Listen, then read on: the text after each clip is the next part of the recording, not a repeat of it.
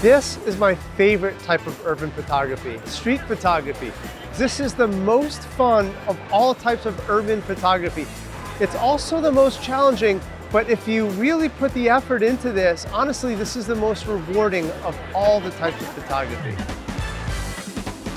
Street photography is basically life on the streets, but the challenge is this. We're trying to capture what it's like to live here. We're trying to capture the humanity that occurs on a daily basis on the streets of New York or whatever urban environment you find yourself in. We're going to get right into how to engage with people, how to identify our focal point, how to identify our subject, often the most interesting character on the street. And then we're going to talk a little bit about how do we really make them stand out? How do we share and showcase and emphasize their story? We're telling the stories about the characters on the street.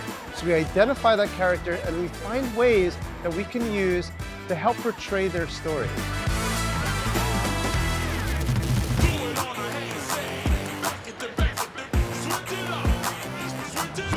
We're also going to talk about candid photography and why that's so sacred to this idea of street photography. And also the idea of candid versus staged. It's not that one is better than the other, but it is a one-way street because once they notice us, that's it. They can't unnotice us now. We always remain true to the art form by trying to capture that candid moment. And then we have the opportunity, if it arises, to take it a step further and engage with that subject as well.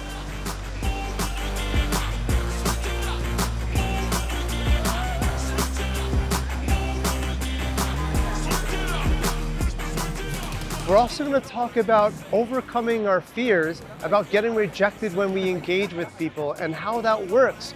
We're going to talk about different techniques that we can use to overcome that as well, such as fishing, such as hunting, and how those work to capture incredible street photographs.